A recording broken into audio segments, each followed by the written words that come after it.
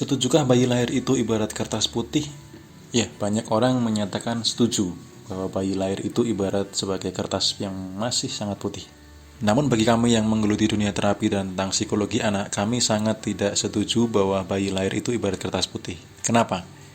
Karena sejak dalam kandungan bisa jadi anak sudah mendapatkan luka batin. Bisa jadi karena waktu hamil seorang ibu mendapatkan kekerasan fisik dari ayahnya, atau ibu mengalami kekecewaan yang mendalam tentang perlakuan mertua, mungkin suami, mungkin orang tuanya sendiri, ya itu sangat mempengaruhi anak dan anak sudah mengalami luka batin sejak dalam kandungan.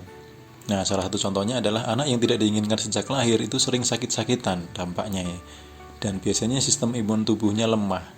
Nah, ini salah satu terjadi oleh orang terdekat saya ya, bagaimana dia dulu nggak bisa bertahan sehari kalau nggak minum suplemen imun tubuh. Jadi dia harus setiap hari harus minum Stimuno, setiap hari harus konsumsi suplemen, kalau enggak jadi pilek, jadi batuk, jadi gampang sakit ya. Namun sekarang sudah sembuh, sudah normal tanpa perlu suplemen karena dia sudah bisa memaafkan, sudah bisa bebas dari luka batin, memaafkan orang tuanya dan terutama memaafkan ayahnya. Jadi, kalau bayi lahir itu ibarat kertas putih itu tidak selalu benar. Perkenalkan, saya adalah Bimo Nianto. 3 tahun ini saya menggeluti di dalam dunia terapi dan juga pendampingan mental anak. Materi saya yang paling favorit adalah tentang happiness mindset ya. Bagaimana anak bisa memiliki mindset bahagia. Karena banyak sekali masalah-masalah yang timbul itu awalnya dari ketidakbahagiaan. Contohnya, anak nakal itu karena dia tidak bahagia. Anak malas itu berarti dia sedang tidak bahagia. Anak yang bertingkah nyeleneh, di kelas sering minta perhatian berlebih, mengeluarkan kata-kata teriakan yang gak jelas, itu karena dia kurang perhatian di rumah. Sehingga dia mencari-cari perhatian di luar rumah. Artinya dia sedang tidak bahagia. Apalagi anak yang tega memukul temannya, memukul orang lain, itu berarti dia sangat tidak bahagia. Kenapa? Karena orang yang bahagia itu tidak akan menyakiti orang lain. Orang yang bahagia itu tidak akan merugikan orang lain. Dan orang yang bahagia itu lebih mudah membahagiakan orang lain. Dan salah satu sekolah yang sering mengundang kami, yang selama kurang lebih 3 tahun ini sering mengundang saya, yang bekerja sama dengan kami, ESA Training Center, itu adalah SMP Marganingsih. Jadi saya sangat salut sekali dengan Bapak Ibu Guru di SMP Marganingsih ini. Kenapa? Karena ini sekolah ini sangat-sangat peduli terhadap karakter siswa. Jadi tidak hanya dalam nilai akademis saja, tetapi juga dalam pembentukan karakter anak. Bahkan ketika kami sharing-sharing itu, Bapak Ibu Guru tuh bisa menceritakan detail satu persatu siswanya.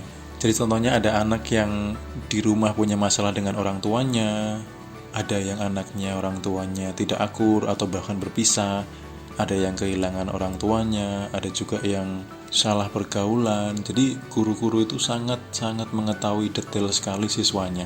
Dan ini menurut saya adalah hal-hal yang sangat luar biasa. Artinya guru itu sangat peduli juga pada karakter anak. Makanya mereka mengundang kami, karena di saat kami ngobrol itu kami sama-sama sepakat bahwa permasalahan anak di sekolah itu 90% itu berawal dari rumah. 10%-nya di sekolah. 10% itu misalkan ya kayak misalkan ada patah hati lah, kemudian ya masalah remaja lah, kemudian dibully temennya misalkan gitu, dikucilkan, atau ada permasalahan pergaulan gitu. Di sekolah tuh masalahnya itu saja. Tetapi yang dari rumah itu salah satu contohnya yang tadi, sejak di kandungan anak sudah mendapatkan luka batin. Dan itu sangat mengganggu pertumbuhan psikologi anak menuju dewasa. Itu hanya salah satu contoh. Nah, contoh lainnya apa? Contoh lainnya adalah misalkan seperti ini. Orang yang suka uksil, ya anak-anak yang biasanya usil itu biasanya masa kecilnya jarang diajak main bareng oleh orang tuanya. Apakah benar? Jadi salah satu contohnya. Kemudian ada anak yang penakut. Penakut itu biasanya karena salah mendapatkan nasihat ya. Jadi salah mendapatkan kata-kata. Kata-katanya jangan takut, jangan takut. Tetapi kurang dipercaya, kurang mendapatkan nasihat. Kamu pasti bisa nak itu. Karena beda kata itu beda pengaruh. Ya. Dan nanti di channel YouTube saya ini, di channel YouTube ESA Training ini, saya akan berikan contoh-contoh kesalahan orang tua dalam memberikan sugesti kepada anak. Sugesti itu tidak harus berbentuk dalam hipnotis ya. Sugesti itu artinya kata-kata yang sering diulang, sering diucapkan, itu bisa mempengaruhi kepribadian anak. Apalagi anak yang usianya masih di bawah 5 tahun, yang secara critical factor batas antara pikiran sadar dan bawah sadar ini itu belum terbentuk. Jadi apapun yang dikatakan orang tua itu masuk ke dalam pikiran bawah sadar anak. Contoh-contoh program salah, misalkan anak ini kalau nggak makan mie, nggak bisa makan, akhirnya kecanduan mie. Anak ini paling takut dengan ayahnya, itu juga salah. Dasar anak nakal, dibilangin nggak pernah manut, itu juga salah. Terus-terusan diulang, akhirnya menjadi karakter anak nggak benar. Nah, di dalam channel YouTube ini nanti saya akan bagikan beberapa video tentang edukasi, tentang mendidik anak, dan juga hal-hal yang bisa mengganggu pertumbuhan mental anak menuju dewasa. Contoh yang lainnya adalah orang yang pendendam atau dengki biasanya karena sering dibanding-bandingkan. Nah, sebelum mulai kelas biasanya saya ngasih pertanyaan ya, apa masalah Anda? Jadi banyak sekali yang menuliskan ini. Dia merasa dibanding-bandingkan dengan saudaranya, merasa diperlakukan tidak adil oleh orang tuanya. Selama bertumbuh dewasa dia menyimpan perasaan ini, dendam dan juga dengki. Ada juga yang akhirnya jadi pemarah. Ya. Anak yang cepat marah itu biasanya karena jarang mendapatkan pujian dan sering mendapatkan teguran saat melakukan kesalahan. Jadi dikit-dikit dimarahin, tapi nggak pernah dipuji. Punya keberhasilan kecil nggak pernah dipuji, punya hasil karya yang bagus jarang mendapatkan pujian. Tapi kalau salah langsung dimarahin sehingga dia karakter anak ini bertumbuh menjadi orang yang pemarah atau cepat marah. Dan masih banyak lagi contoh-contoh hal-hal permasalahan yang dibawa dari rumah itu mempengaruhi kegiatan belajar mengajar, mempengaruhi dan menghambat pertumbuhan dia dalam mencapai masa depan. Yang kalau dalam kelas terapi itu saya jelaskan lebih detail lagi supaya mereka paham kenapa sih saya jadi seperti ini. Namun poinnya adalah bukan untuk mereka menyalahkan orang tuanya. Jadi di sini pun kami juga mengajari mereka untuk sampai pada titik bisa memaafkan atas ketidakmengertian orang tua. Bisa jadi orang tua melakukan itu karena memang dia nggak ngerti cara didik anak yang benar, nggak ngerti bahwa kata-kata sugesti itu tidak tepat, sehingga sebenarnya orang tua itu sayang dengan mereka gitu. Caranya menurut mereka benar, tapi karena mereka tidak tahu, itu menjadi cara yang tidak benar. Makanya di dalam sesi terapi kami selalu membawa mereka pada kondisi untuk bisa memaafkan orang tua atas ketidakmengertiannya. Jadi di sini tenang saja Bapak Ibu, kami tidak akan mengajari anak untuk langsung wah aku jadi kayak gini seperti salah orang tua saya, itu bukan seperti itu.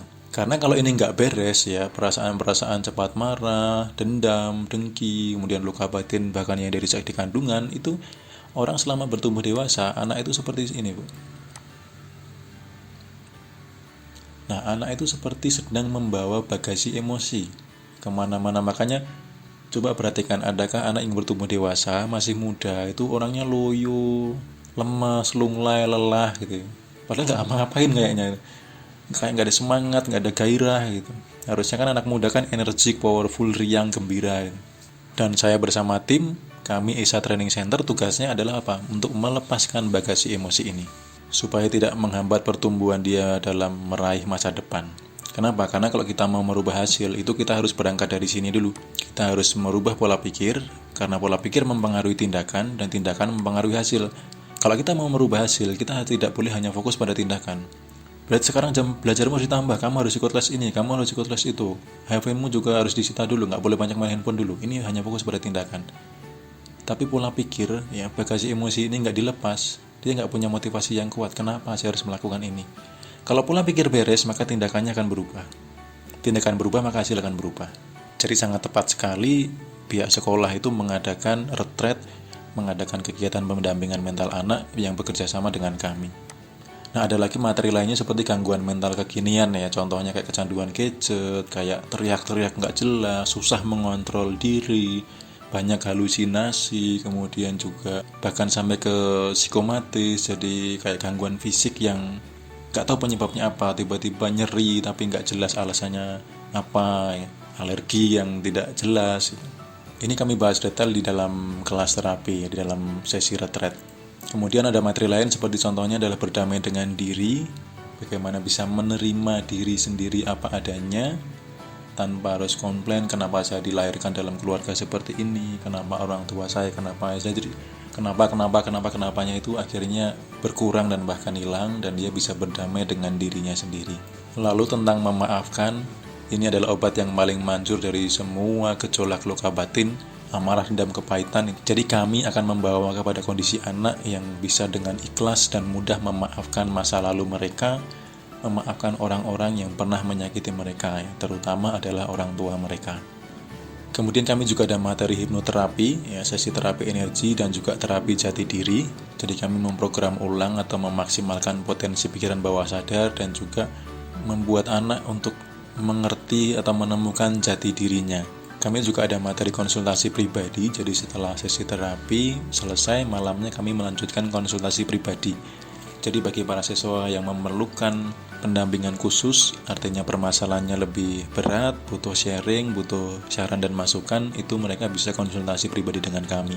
Dan salah satu pengalaman saya dalam memberikan pendampingan konsultasi pribadi adalah salah satu siswi yang dia tuh sangat benci dengan ayahnya. Jadi dia ditinggalkan ayahnya sejak kecil, ibunya sudah menikah lagi, dan dia kalau mau ditemui ayahnya itu nggak mau, selalu menolak, pokoknya ayah itu jahat. Dia sangat benci dengan ayahnya. Singkat cerita, setelah saya berikan pemahaman, mindset baru, lalu bagaimana dia berdamai dengan diri dan ayahnya, akhirnya di akhir konsultasi, dia meneteskan air mata. Pak, kok saya jadi pengen ketemu ayah ya? Lalu saya tanya, ayah di mana? Kamu tahu tempatnya? Tahu, bisa dihubungi? Bisa. Oke, temui ayahmu, maafkan dia, kamu minta maaf sama dia, supaya tidak menghambat masa depan kamu. Berdamailah dengan ayahmu, apapun itu dia adalah ayahmu. Nah, endingnya dia sangat rindu sekali dengan ayahnya dan pengen banget ketemu dengan ayahnya. Dan masih banyak lagi materi yang tidak bisa saya sampaikan di video ini satu persatu, makanya Bapak Ibu dan teman-teman semua silahkan subscribe YouTube channel saya, Esa Training Center. Karena nanti saya juga akan bagikan materi-materi tentang bagaimana kesalahan dalam mendidik anak, kemudian materi juga untuk anak-anak ya. Jadi untuk teman-teman yang beranjak dewasa, misalkan tentang sakit hati, kemudian tentang gagal move on, galau, itu kan juga mengganggu proses belajar. Kalau mereka tidak punya pemahaman mindset yang benar tentang hal seperti itu juga akan mengganggu proses belajar, mengganggu konsentrasi, membuat dia tidak bahagia, nggak bisa menemukan motivasi, putus asa. Itu juga kita nggak bisa sepelekan loh ya. Nah, di channel ini nanti saya akan berbagi bagaimana kita bisa cepat move on, bagaimana kalau dibenci temen, kalau diomongin di belakang seperti ini sikap kita harus bagaimana. Nanti saya akan berikan mindset bahagia, happiness mindset, obat-obatnya supaya teman-teman tuh akhirnya ya apa kata orang, saya tetap happy gitu. Nanti akan saya sharingkan di channel ini ya.